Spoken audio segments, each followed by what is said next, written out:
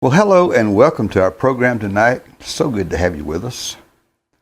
For our attendance report last week, we had 134 concurrent viewers and we had almost 1,700 playbacks, so not a bad week. Hope all of you have been safe and well and had a great week. We came here to play some music, so why don't we just get right into the musical part of our program tonight. For our first song tonight, we're going to start with a song from my Turn Your Radio On CD. And it was written by a fellow named William Golden. Golden was born in 1878 in Mississippi, and he died in a car accident in 1934 in Mississippi. But in between all of that, he lived a rather interesting life. But as with a lot of these early composers or writers, we know some things about his life, but there's not a lot of detail there. We know he wrote at least 22 gospel songs, but he served a prison term. Supposed to be a 10-year term, but he wound up serving 8 years. And we don't know if he was writing the gospel songs before or during or after, but we do know that this next song was written in 1918. So we think that he was in prison during that time. And, prison, I'm sure, can make you think about things and change your life. And he wrote this song. This is one of those rare songs that the title is nowhere in the song. Usually somewhere in the song, it'll be the first line of the song or the first line of the chorus or something like that, so that the title is memorable to the song. But he called it A Beautiful Life. And of course the song describes the things that we would do that have to do with being a Christian. You know, treating people right, doing some golden deed or this or that.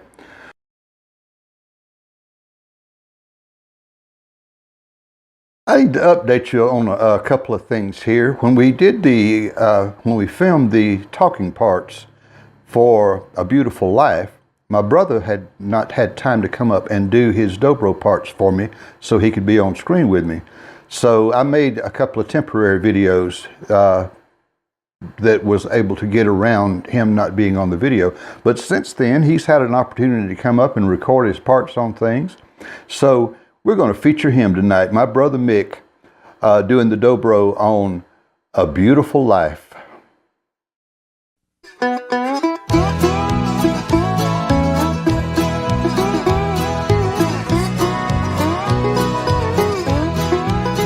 Each day I'll do a golden deed by helping those who are in need. My life on earth is but a span, and so I'll do the best I can. Life's evening sun is sinking low, a few more days, and I must go to meet the deed that I have done, where there will be no setting sun.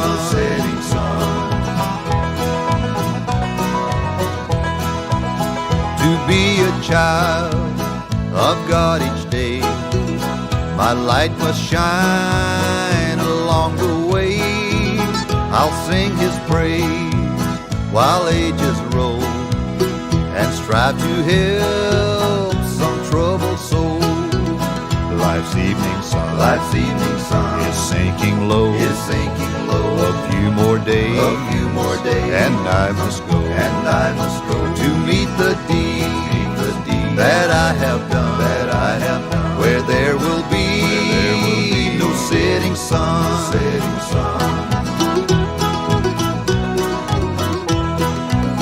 The only life that will endure is one that's kind and good and pure. And so for God I'll take my stand. Each day I'll lend a helping hand. Life's evening sun is sinking low, a few more days, and I must go to meet meet the deed that I have done, where there will be no setting sun.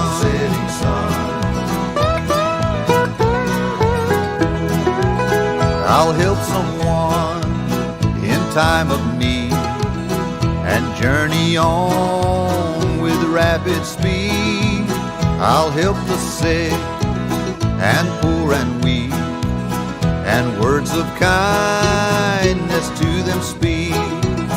Life's evening sun is sinking low. A few more days, and I must go to meet the deed that I have done, where there will be no setting sun.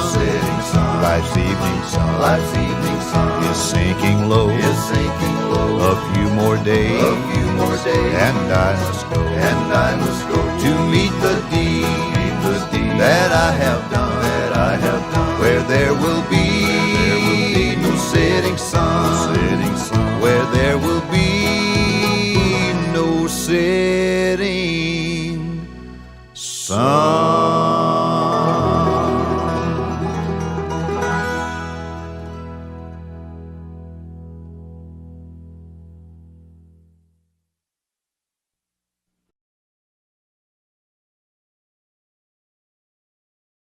For our next song tonight, I'm going to do you a song that was written by Septimus Winter.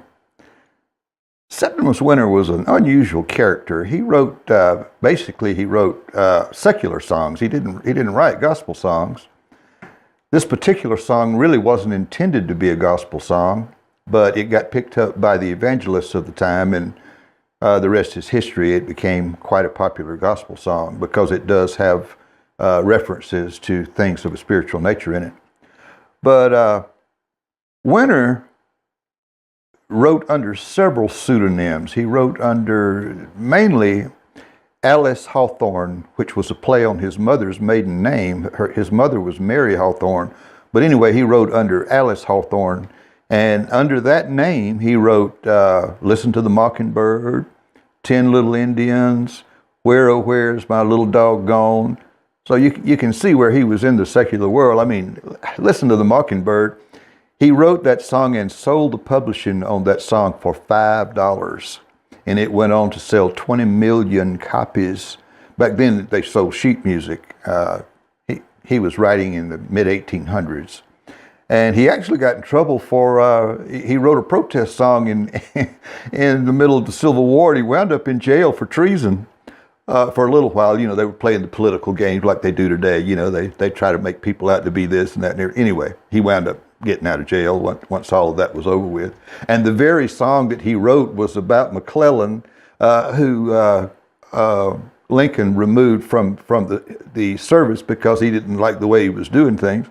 And later on, the very song that he got put in jail for, McClellan used as a campaign song when he was running for, I don't know, might have been running for president. I can't remember now what office he was running from, but that's just how the political winds change.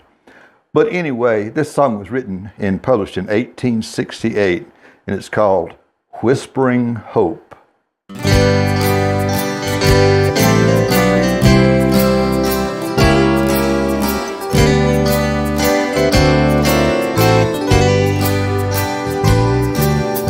Soft as the voice of an angel, breathing a lesson unheard. Hope with a gentle persuasion whispers her comforting word. Wait till the darkness is over. Wait till the tempest is done. Hope for the sunshine tomorrow after the shower is gone. Whispering, oh how welcome thy voice.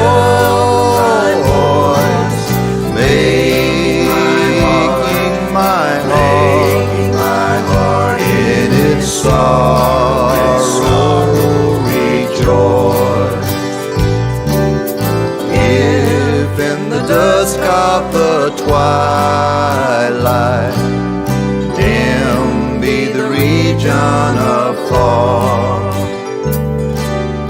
Will not the deepening darkness brighten the glimmering star?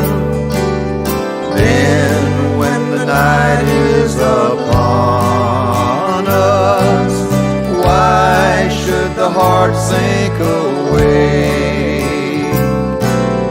When the dark midnight is over, watch for the breaking of day. Whispering, whispering, oh how welcome thy voice, making my heart in its sorrow rejoice. Whispering, whispering, oh how welcome thy voice, making my heart in its sorrow rejoice.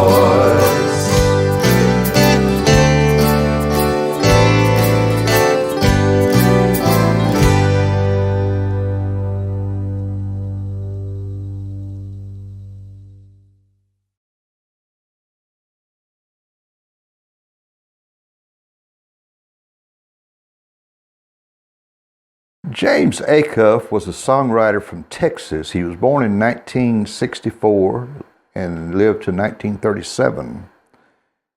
At the turn of the century, in 1906, we have what he wrote several gospel songs. It was hard to find a lot about him. We know he's from Texas. We know he was a real well-known singer in the Texas area among the Church of Christ congregation.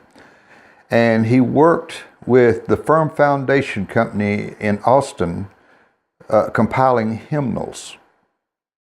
Couldn't find a picture of him, so there's just not a lot known about him.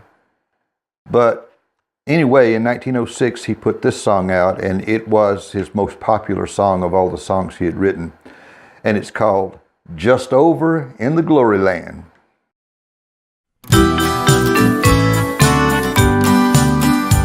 I've a home prepared where the saints abide, just over in the glory land.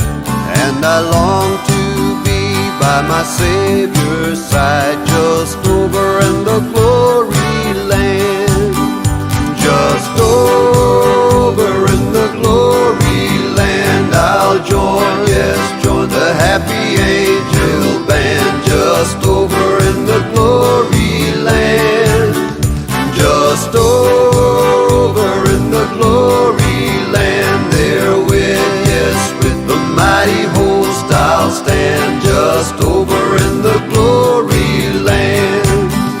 I am on my way to those mansions fair, just over in the glory land, there to sing God's praise and His glory share, just over in the glory land.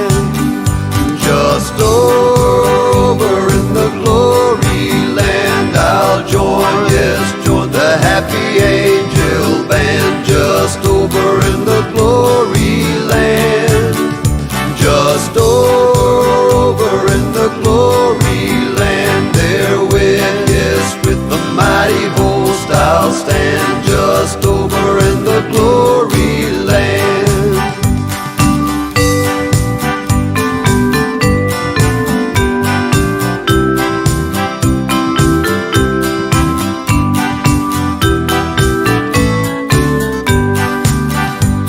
That happy throng I will shout and sing, just over in the glory land. Glad hosannas to Christ the Lord and King, just over in the glory land.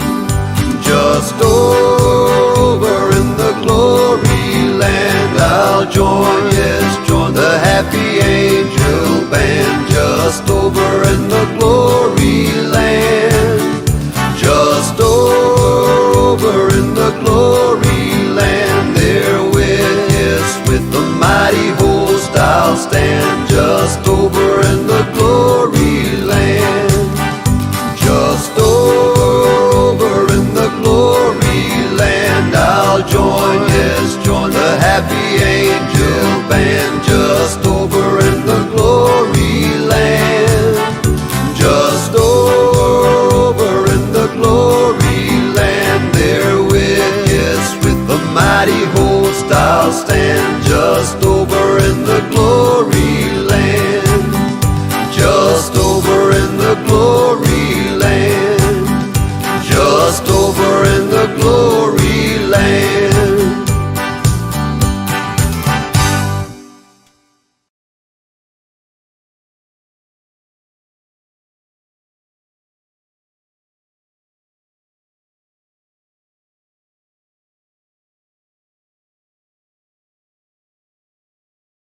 Tonight in our philosophizing segment, I'm going to do some more. I was telling you on I don't know if it was the last segment, but I'm doing a series on wisdom and learning.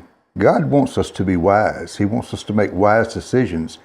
He wants us to be discerning enough not to allow people to take advantage of us. You know, when you have wisdom and you have learning, it's harder for somebody to fool you. And some of the bad things that happens to us in life has to do with us making bad decisions and not learning to discern. We allow the evil one to take advantage of us. And, you know, this is something to think about. As Christians, we're trusting people. We believe in a power that we can't even see. So just by nature, we are trusting people, but you still have to be careful. You have to discern between, I was in the music business all my life, and trust me, there's enough sharks in that water to eat you up.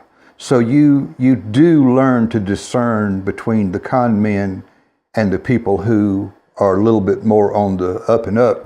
And I hate to say it, but even in the gospel music industry, you have to be careful there. I mean, there are people that will take advantage of you. You know, to them, it's just a product. Gospel music sells, so there's somebody out there trying to make a buck on it, you know. And so you have to learn to have discernment, but that comes from wisdom and learning and understanding. So we're going to do part 2 today of, and I'm going to read from some of the Bible verses that teach us things that we are wise if we learn these things. Colossians 4:6. Again, I use the the English Standard Version of the Bible because it sort of takes the these and thous out, but leaves the content intact. It still stays pretty close to the King James, just instead of thee and thou, it uses what we're used to hearing.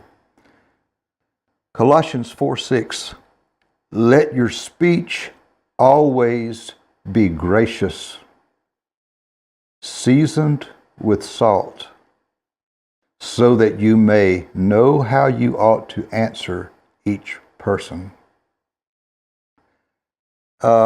In one of my other segments, I tell about how I was reading a comment on one of my videos, and I could tell the fellow was a bit bitter about God not answering prayer all the time like he thought it ought to be answered, you know. And I said a little prayer, and I said, Lord, help me answer this. And so I wrote an answer, and it got pretty, I don't know if he ever read it or not, but God laid on my heart how to explain to him why bad things sometimes happen to us, you know. But anyway, I'll always be thoughtful when you're talking to people. When I'm doing these segments, I'm not preaching to you. I'm not telling you how you ought to live. It's kind of like I found this bucket of water. We're all laborers.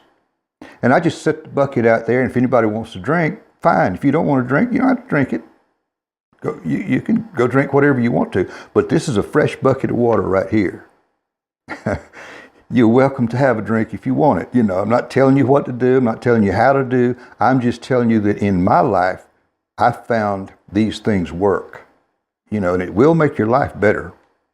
But anyway, let your speech always be gracious, seasoned with salt, so that you may know how you ought to answer each person.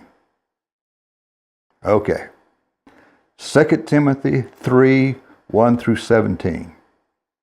But understand this, that in the last days, this is important. Listen to this now.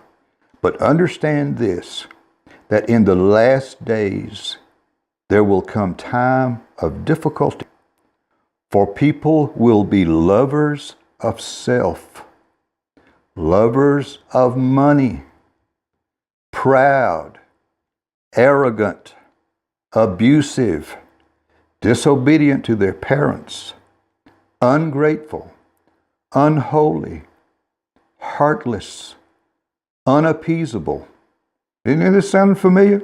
Slanderous, without self-control, brutal, not loving good, treacherous, reckless, swollen with conceit, lovers of pleasure rather than lovers of God, but having the appearance of godliness.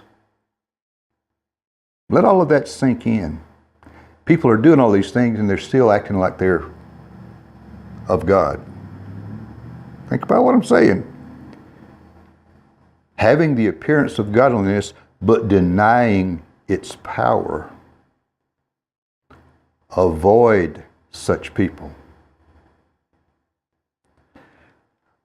I think the reason that we should avoid it, we tend to get caught up with people, and sometimes we let them influence, But I would not say ignore them altogether.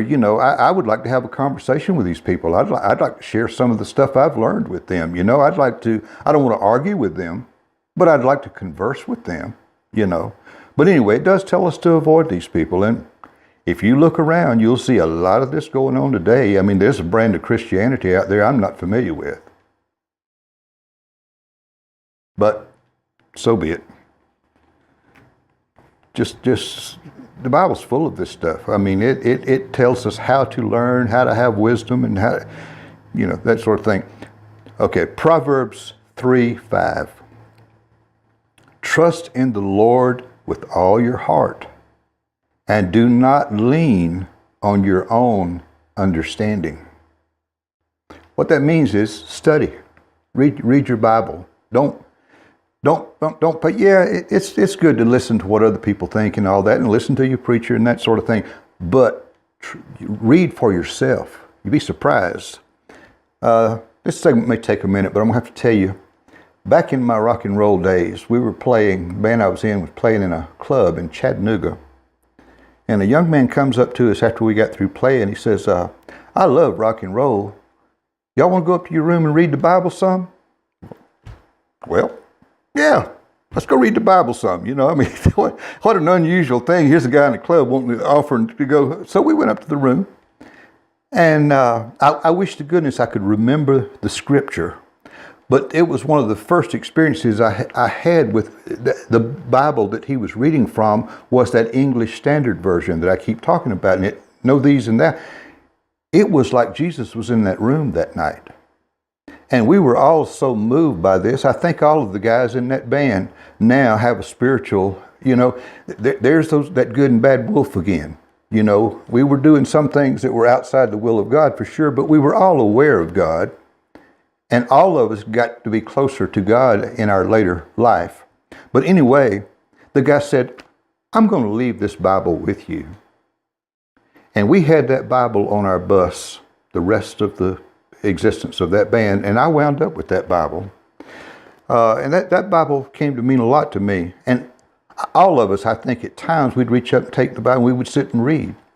And for the first time, I was raised by a preacher, so I was hearing verses all the time, and we read in the house, and we had where we would read a chapter a day on our own, and that sort of thing. But I never really read the Bible from cover to cover in context, and I started doing that. And it was amazing what I began to realize, because I'm reading with older eyes now. I was probably 25, 26 at this time. And I'm not a child that sees Noah and the ark as a neat story, or Jonah and the whale as a neat story. I'm seeing it's teaching us principles of life. Anyway, the Bible's like an onion, layers. Every time you read it, you peel back a layer and you get a little deeper into it. But anyway, I'm just encouraging you, read the Bible for yourself, and you'll be surprised what you'll start to learn. Okay, one more, and then we're going to end this segment. Blessed is the one who finds wisdom, and the one who gets understanding. For the gain from her is better than gain from silver, and her profit better than gold. Knowledge is more powerful than silver and gold. Okay. She is more precious than jewels. Wisdom we're talking about. And nothing you desire can compare with her. Because if you've got wisdom and you have knowledge, it's hard for somebody to fool you. It's hard for somebody to take you. Long life is in her right hand, and in her left hand are riches and honor. In other words, if you gain wisdom and knowledge first, you're going to start making wise decisions that will help you be healthy. Odds are you're going to live a longer life. And in making the right decisions, you will have your needs met, And riches are not just money. Some of your best riches don't have anything to do with money. My family means more to me than all the money you could put in a wheelbarrow. My animals. I introduced Bella on one of the episodes. These are precious things to me. I wouldn't sell them for millions. There's no amount of money. You see what I'm saying? So the riches don't necessarily have to do with dollars. But anyway, in her left hand are riches and honor. Her ways are ways of pleasantness, and all her paths are peace. I've told you many times, the later part of my life is, once I came back into the will of God and tried to live a good life. Am I perfect? Absolutely not. I'm still working on that. You will never attain perfection, but I still have things I got to work on, I'm impatient sometimes. I get angry sometimes. Sometimes I revert back to my salty way of talking. And, just little things like that occur. I mean, life is not perfect. But I can just tell you this, I'm more at peace. Life is pleasant, get through the bumps, but that mindset helps you get through the bumps in life. But anyway, I hope you're enjoying these philosophizing segments. We're going to talk about other things besides wisdom, but wisdom and knowledge are so important. That's why I'm breaking this up into segments. We're going to do a lot of segments on this, because this is one of the most important things you can learn. If you start making wise decisions, learn how to make your decisions without being angry, but when you're calm, things like that, you'll be surprised how good your life will start to get. So keep feeding that good wolf inside of you.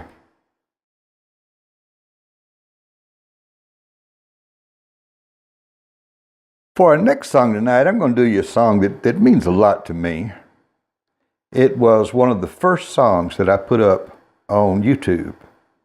And of course, it comes from that first album that I did for my mom and dad, and where I had picked out all these old gospel songs, and I had no idea what it was leading to, but the Lord had things in mind for me, and they presented themselves as time went by, but it took a while for all that to happen. But anyway, after putting that first album out and starting to play gospel music, people just kept telling me they love these old songs. Well, the more I heard that, I guess 5, 6, 7 years had gone by, and I had been doing gospel music during that period of time. After my earlier secular years, I left that behind me and just went strictly into doing gospel music. Once I made that change, it was complete. I was never going to play the bars again. I just wasn't going to play secular music again. I was going to do gospel music come rain or shine. And, but we were blessed, and we were able to build a studio with state-of-the-art equipment and our cameras and stuff. Well, this early stuff, the cameras weren't quite so good yet, but they They got better as time went by. But these early things, in the early stages of YouTube, you could only put up a video with low resolution. But everybody was doing it, and I thought, well, you know, I mean, these songs, people seem to love these songs. Maybe they'll be a blessing to people that watch YouTube, you know, and YouTube was not nearly then what it is now. But anyway, I put up 8 or 10 songs, and this was one of the songs that I put up. And I put them up, and sort of, it came time for me to retire from singing because I was starting to have little memory lapses, and I couldn't remember my words instantly like I had never had that problem. So I never had any fear being on stage. That was my domain. I loved it. You know, it was like, I'm not so good with people one-on-one, but you give me a crowd of a few hundred or a few thousand, however many, it doesn't matter, you know. Give me my stage, I'm in my element then, you know. But once that started to happen, I started having these anxiety attacks because I was afraid I was going to forget my words. And I was getting to be 65 years old, and I'm going, you know, it's time to hang up the cleats. I can do other things, you know. And I had retired to my little place up in the mountains, and I was starting to do woodwork, which is kind of my second love. Music will always be my first love. But I love doing little things with wood. I like carpentering, you know. I enjoy that. I wouldn't really want to get up and go make a living at it. I say that. I do love it. I enjoy it. But God didn't call me to do that. He called me to do music. But I needed a little time. So I had about 5, 6, 7 years there that I made wood videos, and that channel just sort of limped along. You know, it was fun to do, but it didn't really do anything. And because I wasn't that special at being a woodworker, it was just something I enjoyed doing, you know. But anyway, I looked down one day, and all of a sudden, this song had a lot of views. And I'm going, whoa, maybe YouTube is the vehicle. Maybe we can have a second career here, and I won't have to leave the house. So my wife came up with the idea. I love this woman. I love this woman. She says, baby, we had plans for me having a little studio out right behind the house, but it was going to take tearing down an old barn, and it was going to be 2 or 3 more. She said, why don't you go up there on the hill? She said, there's a little area up there. And she said, go check that. She said, why don't you just build your little studio up there? You can start that right now. And you know, sometimes this woman's smart. She's smart all the time, trust me. But anyway, we got to looking it over, and we started checking out, see if we could do it financially, and it worked out where we could, you know, and I was going to have to do the work. Most of, when you see a house built, a large part of what it costs to build that house is labor. Well, I had learned, you know, you can build a pyramid 1 brick at a time if you got enough time, you know, and being retired, I thought, well, you know, so I thought I could throw up this. I've got a little 20 by 24, 16 by 24 building that I built, and there's a little storage area on the side. But I thought, you know, I'd probably knock this out in 3 or 4 months. I didn't realize I had gotten much older. By this time, I was 74 years old, you know, so I didn't realize I wasn't able to just get up and kill it for 8 hours or 10 hours sometimes, you know, like I could do when I was younger. But we did do it. 1 board at a time, 1 sheet of plywood at a time, 1 sheet of OSB at a time. Took us a year, but we wound up with our little studio up here, and I moved all my equipment up here. And suddenly, the YouTube thing started to explode. And we started putting out more and more videos. And then, of course, it came time for me I finally came up with the idea of doing a live stream program, you know, because YouTube is like having your own little television station. It's just whatever you want to do with it, whatever your imagination can come up with, you know. So anyway, here we are at 75 doing this TV thing and doing the videos and stuff. And I'm enjoying a second career. I'm loving it. I'm enjoying it. But anyway, I got off track there. I didn't mean to do that. You know, I easily go off onto these little tributaries when I'm starting to talk. But anyway, Sweet By and By will always mean a lot to me because it was the song that really opened my eyes to what YouTube could be. So we're going to do our version of it for you tonight in the Sweet By and By.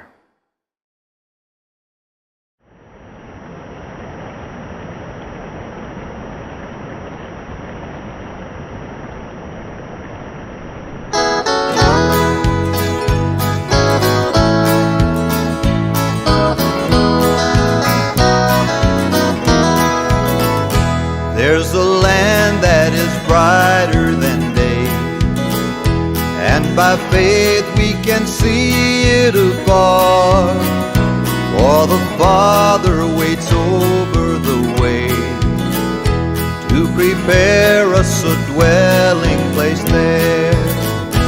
In the sweet by and by, we shall meet on that beautiful shore.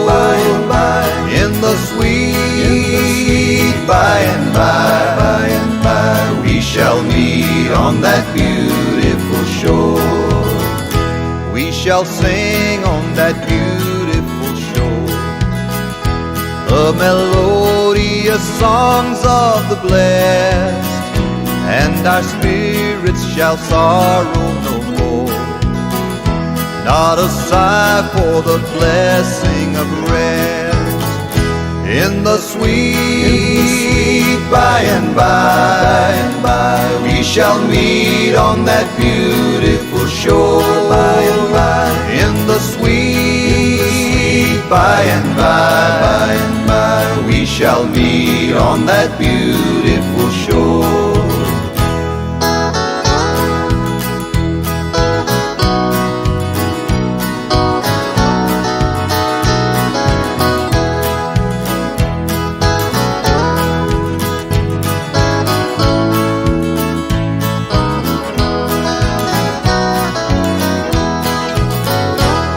Our bountiful Father above, we will offer our tribute of praise for the glorious gift of His love and the blessings that hallow our days.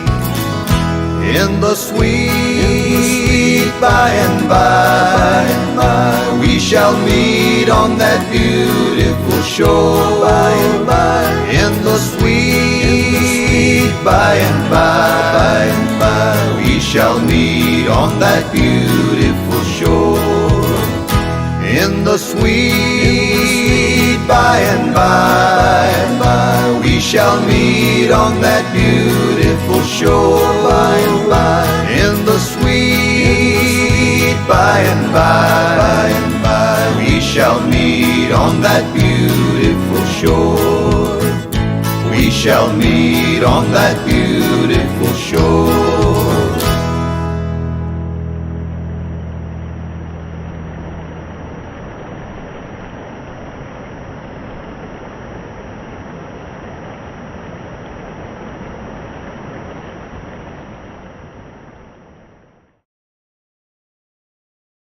Austin Miles wrote a song in 1912 that, although it got a lot of criticism for being a sort of weak-kneed gospel song, it has become one that has just been a huge favorite. And the reason it got criticism is because there's some things in there that may or may not be truly biblical. But what you have to understand is writers use metaphors. They use... It's not truly... Jesus did it. Jesus taught in parables. So sometimes we take things and we depict things of a higher nature, and it might not be a true depiction, but it's just there to inspire us and make us feel better and things like that. But it was published in over 230 hymnals. Chuck Wagon Gang did a version. Johnny Cash did a version. Elvis did a version. Rosemary Clooney did a version. Willie Nelson did a version. I could probably name you another, no telling how many people have done this song. But we're going to do our version for you tonight, and it's called In the Garden.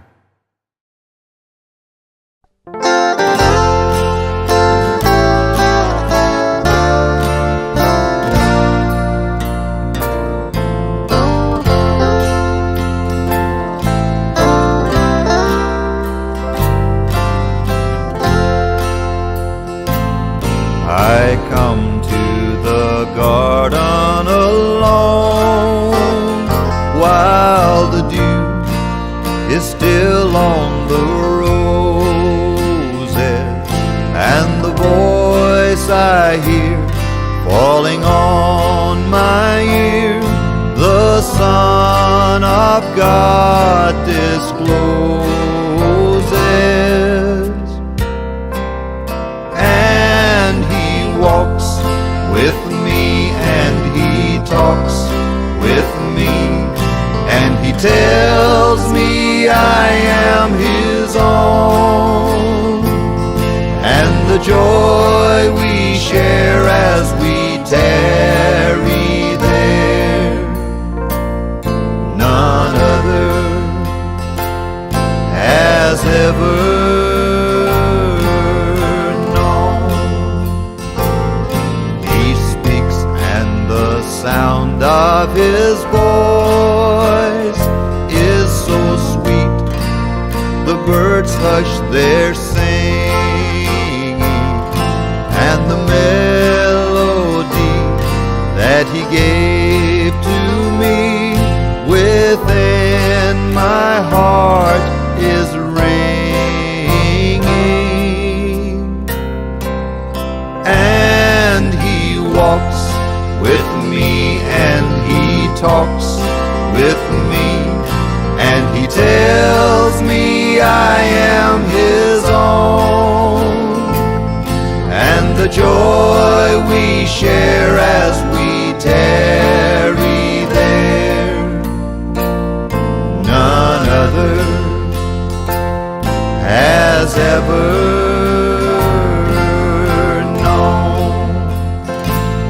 I'd stay in the garden with Him, though the night around me is falling, but He bids me go through the voice of woe. His voice to me is calling,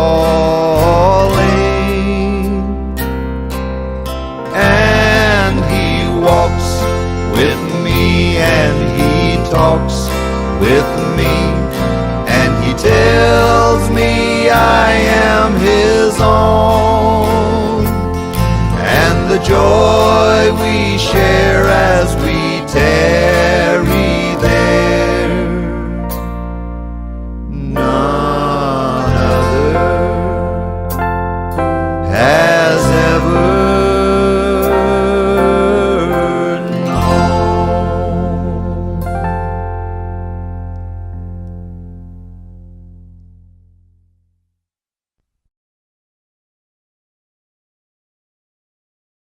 This next song was written by a man named Charles Moody. This is a song that I put on my Angel Band CD, and once again, as happened a time or two before, my mom was visiting with me, and I just knew this had a perfect alto part. Mama sang beautiful alto. So I just asked her, I said, Mom, you want to help me do another song or two? Oh, yeah. So we go out to the studio, and she recorded the alto part on this one for me. But I'm not going to string this out too long. Y'all have heard me tell these stories before, but I'm going to get Mama to help me with this one, and we're going to do it for you. That song by Charles Moody called Kneel at the Cross.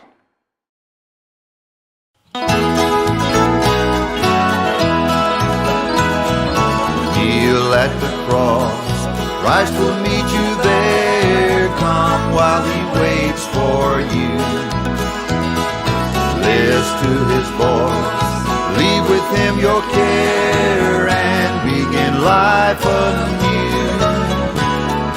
Kneel at the cross, leave every care. Kneel at the cross, Jesus will meet you there. Kneel at the cross, there is room for all who would His glory share. Bliss there awaits, harm can ne'er befall those who are anchored there. Kneel at the cross, leave every care. Kneel at the cross,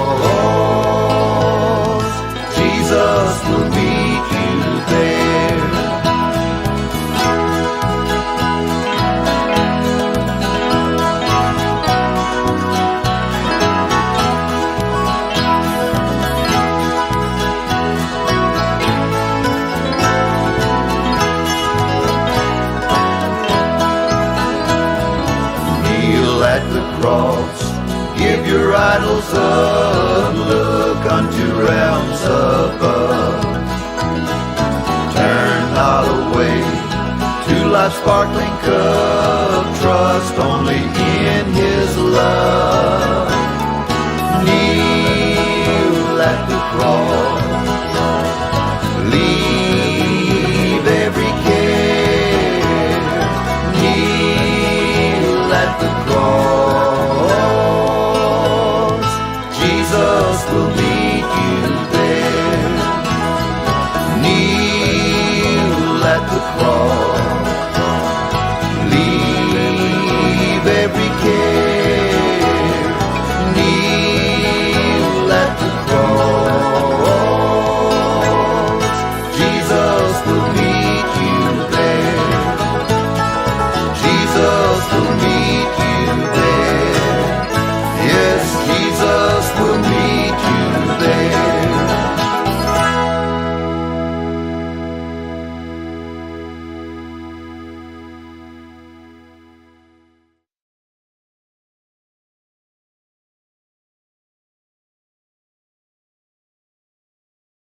For those of you who enjoy these great old gospel songs, I've put together a complete collection of all 6 of my gospel albums on 3 CDs. Most of the songs we'll be doing on the Friday Night Sing-Along are contained in this collection. There are 2 complete albums on each CD, and this collection also contains a book with the words and the chord changes I use to play each of the 62 songs. Perfect for those that like to sing and play along. Just go to our website, www.birdyeomans.com, and click the My Music Store tab, and this special offer will be at the top of the page. You can also email us directly if you prefer, and that address is linda@birdyeomans.com. You'll also find my individual CDs as well as DVDs of the Friday Night Sing-Along episodes. Now let's get back to some of that great old-time gospel music.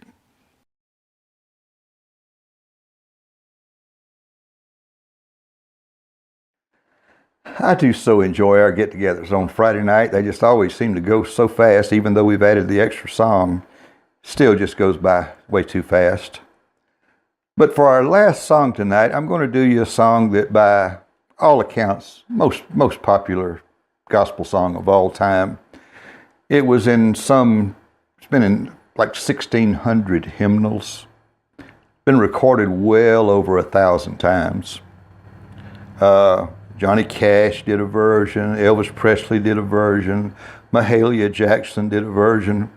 A guy named Fiddlin' John Carson actually did the first version of this that was recorded. And in other episodes, I tell you how for the earlier work, some of these songs were not sung to the tune that we know today, back in the earliest time. And actually, Fiddlin' John Carson recorded it in 1930, and the tune that we know today really was already being associated with it. But for whatever reason, he did it to there's a song called At the Cross, where I first saw the amazing grace, how sweet the sound. See, he did it to that melody. So that was the first recorded version that we know of, was in 1930. But then all these other people, I mean, I could be here all night naming all of the people that have done this song. But anyway, one of the great gospel songs of all time, written by John Newton.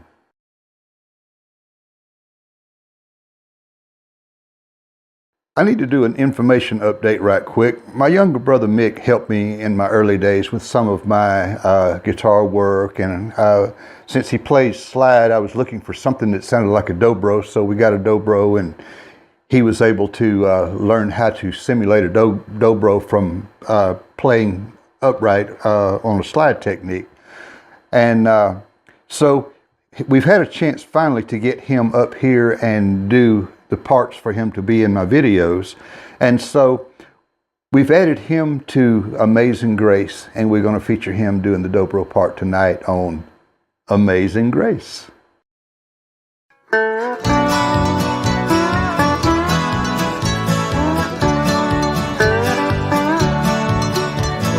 Amazing grace, how sweet the sound that saved a wretch like me.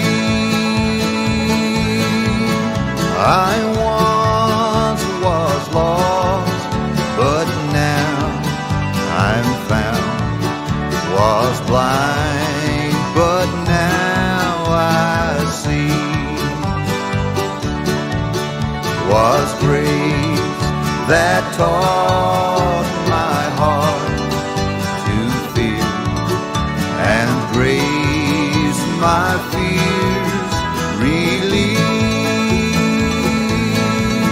How precious did that grace appear the hour I first believed. Through many dangers, toils, and snares, I have already come. 'Tis grace hath brought me safe thus far, and grace will lead me home.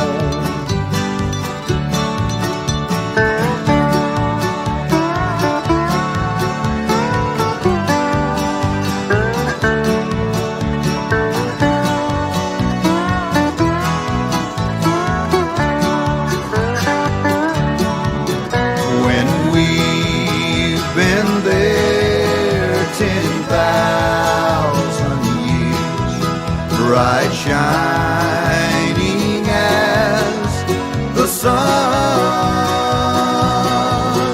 we've no less days to sing God's praise than when we first begun. We've no less days to sing God's praise than when we first begun.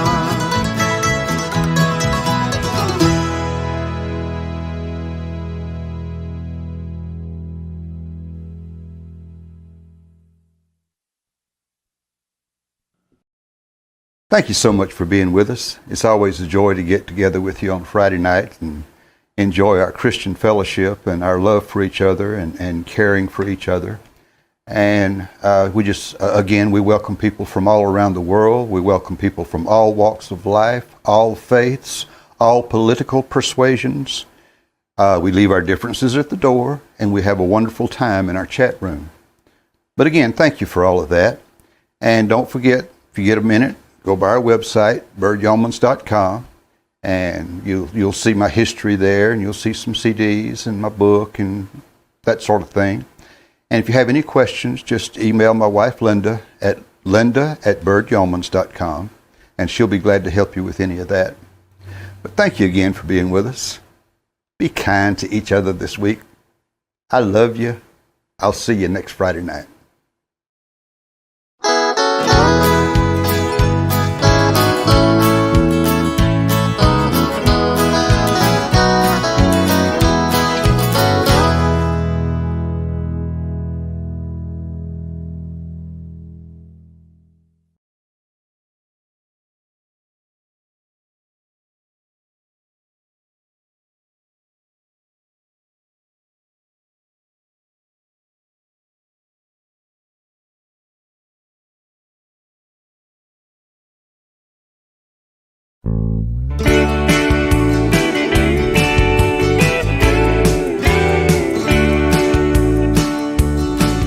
Many years I've been looking for a place to call home, but I fail here to find it, so I must travel on.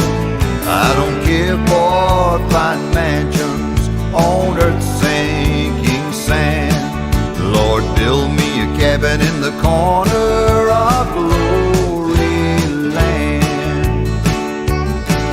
Yes, build me just a cabin in the corner of glory land, in the shade of the tree tree of life where it may ever stand, where I can just hear the angels sing and shake Jesus' hand.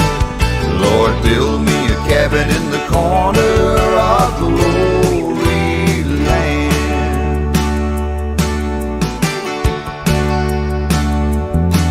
Blessed Lord, I'm not asking to live in the midst, for I know I'm not worthy of such splendor as this, but I'm asking for mercy while humbly I stand. Lord, build me a cabin in the corner of glory land. Yes, build me just a cabin in the corner of glory land, in the shade of the tree of life where it may ever stand, where I can just hear the angels sing and shake Jesus' hand. Lord, build me a cabin in the corner of glory land.